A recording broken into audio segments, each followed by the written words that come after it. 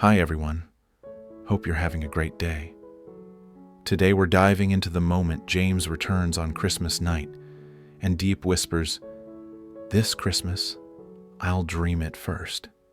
Next year, I'll make it real." But will that wedding dream come true?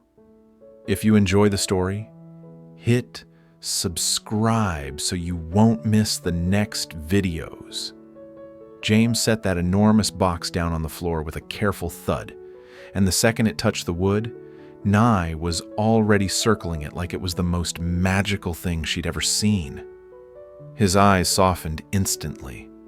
You could tell, no matter how tired he was, no matter what kind of chaos he'd been carrying all day, right here, right now, he was choosing to be present. Nye, he said gently, lowering his voice like this was some sacred mission. "Close your eyes." Nye gasped dramatically, because of course she did, and slapped both palms over her eyes like she was sealing a promise. Diep stood nearby, half smiling, half holding her breath. The whole room felt small, but in the best way, like all the warmth had gathered into one corner. James held Nye by the shoulders and guided her forward step by step. "Okay, one more," he whispered. Nye's knees bounced like springs. "Uncle James, are you tricking me?" James chuckled. "No tricks, just Christmas." He turned her slightly so she faced the box. Then, with this little pause, like he wanted the moment to land, he said, "Open them now, Nye." Her hands flew away from her face, and there it was. A giant gift box opened like a treasure chest. Inside, a tiny doll meant to hang on her school bag, a pair of shiny black shoes that looked almost too new to touch, and heaps of colorful candy tucked into every empty space like a rainbow had exploded in there on purpose. Nye froze for half a second, like her brain couldn't process it fast enough. Then she screamed, not a scary scream, a pure, bright, unstoppable squeal that immediately filled the room and bounced off the walls. Like music. "Oh my God! Thank you. Thank you so much, Uncle James." She threw herself into his arms so hard he actually rocked back a step. Her little hands clutched his shirt like she was afraid he might disappear if she let go. And James just wrapped his arms around her and held her close, his smile real this time. The kind of smile that doesn't come from trying to look okay, but from feeling okay. He ruffled her hair gently. "You like it?" Nye nodded so fast it was like her whole body was saying yes. She grabbed the doll first, then the shoes, then the candy, trying to carry everything at once like it was physically impossible to choose a favorite. James's voice turned softer, almost apologetic. "Today is special. I wanted to make up for all the times I wasn't here." And Diep, standing a step away, felt that hit her like a wave. Her eyes shimmered, not because she wanted to cry, but because she couldn't stop it. The whole day had been waiting with an empty chair, waiting with Nee's tiny, hopeful voice asking, again and again, "Is Uncle James coming?" Waiting with that quiet fear that maybe Christmas would end the same way so many days had ended. Unfinished. But right now, the waiting was gone. Nye kept repeating, "Thank you, Uncle James, Ogshi," over and over like a song she didn't want to forget. She held the presents to her chest as if they might vanish if she loosened her grip for even 1 second. James looked up at Diep and their eyes met. It wasn't dramatic, it wasn't loud.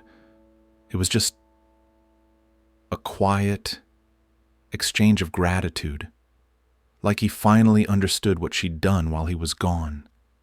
How many days she'd carried alone. How many times she'd smiled for Nee even when she was falling apart inside. How she'd kept this little world together with her bare hands and stubborn love. and something shifted in the room. It didn't feel like a temporary shelter anymore. It felt like a home, not because of the walls, not because of the furniture, but because love and forgiveness were sitting there under blinking Christmas lights, sharing the same air. Warmth spread slowly through the space, like dawn after a long night. Later, the tree light spilled softly across the small dining table where the three of them gathered, like they'd been meant to do this all along. James pulled his chair closer, finally relaxing his shoulders. Nye sat up straight like she was in charge of a very important meeting, and she started serving food with her tiny hands, like it was her official role. "Bread for Uncle James," she announced seriously, placing it down with care. Then she turned to Diep with the same dramatic importance. "Meat for Aunt Diep." And finally she served herself. "And for me." Diep couldn't help it. She laughed, and the sound came out lighter than it had all day. Nye's laughter filled the room too, especially every time she praised Diep's cooking like she was a famous chef. "Aunt Diep makes the best food. Uncle James, eat more. Eat more." James took a bite, then another, and for the first time, he looked like someone who wasn't running from something. He glanced at the tree and tilted his head, curious. "So, tell me about the corn," he said, pointing lightly. "How did dried corn cobs become a miracle?" Nye lit up instantly. She loved being asked questions. She loved telling stories, and she started explaining in that clear, confident voice children have when they believe the world is listening. How Mrs. Hoyen had shown her what to do, how they'd worked together, how it turned out beautiful even though Mrs. Hoyen had to leave for family matters. "She's not here today," Nee said, her voice dipping just a little, like she missed her. But then she lifted her chin again. "But it's still pretty, because it's Christmas." Diep watched James while Nye spoke. He listened like every word mattered, like he was memorizing this life he'd almost missed. The cold outside didn't exist in here. The emptiness that absence had carved into them all day. It softened, quietly, without anyone having to say a big speech about it.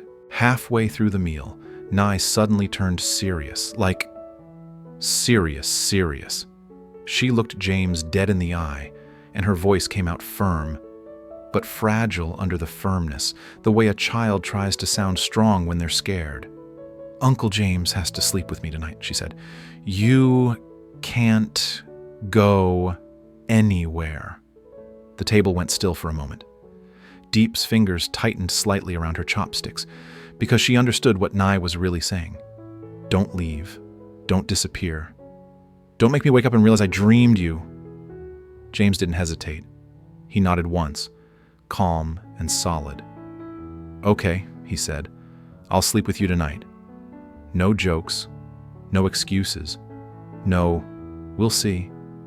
Just a promise." And you could see the peace settle into Nye's face, like someone had finally turned the lights on inside her chest. Diep stayed quiet, watching them, her eyes shimmering again. It felt like she was watching the last missing piece slide into place, like this wasn't just a meal. It was connection. A small family building itself from scraps and second chances. The tree lights danced across their faces like tiny stars that had fallen to earth just to sit with them at the table. For a while, the world outside didn't matter. Then the night moved forward, slow and gentle, until Nee finally drifted off. Her breathing turned steady and soft in the quiet room, and the silence that followed wasn't heavy. It was safe. James sat by the bed, stroking her hair with careful fingers like he was afraid of breaking something precious. Then, in his deep, soothing voice, he started singing a lullaby, soft, almost like he was singing it for himself too.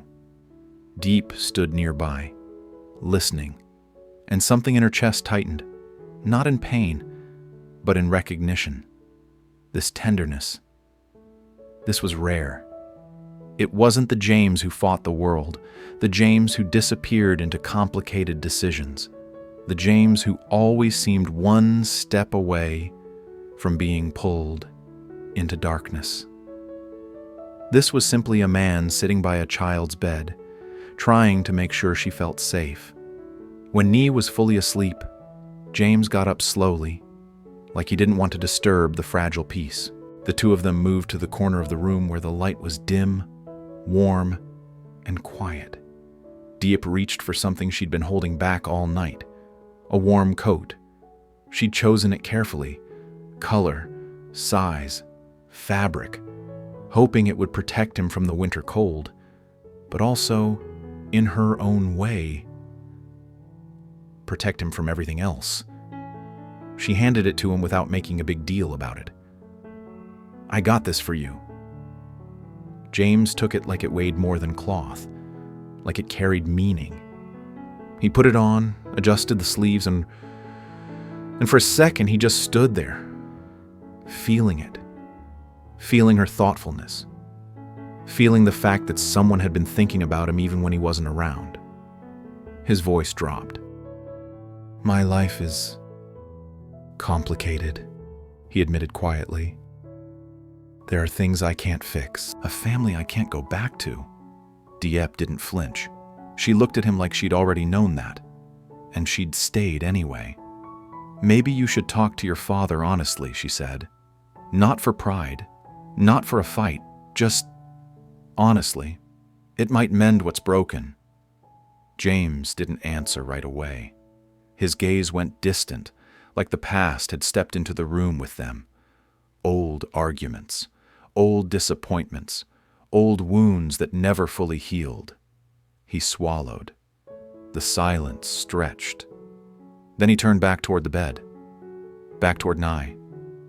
He leaned down, pulled her close, and whispered like it was a vow only the night was allowed to hear. "I'm staying," he murmured. "I won't leave again."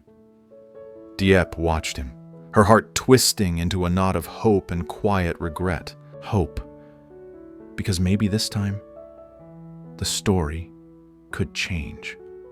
Regret, because she knew how easily life could steal the things you love. And there, in the fragile peace of Christmas night, the three of them held on to warmth like a single flame refusing to go out in a freezing storm. Diep's voice came out barely above a whisper, like she was afraid saying it louder might break it. She leaned toward James, eyes shining in the dim light, and confessed something she'd been carrying like a secret. She'd dreamed of the two of them getting married. After everything, after all the difficulty, after all the distance, like the world finally giving them permission to be happy. "This Christmas," Diep whispered, "I'll dream it first." She paused, letting the words land, letting the hope breathe. Next year I'll make it a reality." James didn't respond with a joke. He didn't brush it away. He just looked at her, deep, unreadable, and in that silence, the question hung in the air like a fragile ornament on a Christmas tree. Will that wedding actually happen?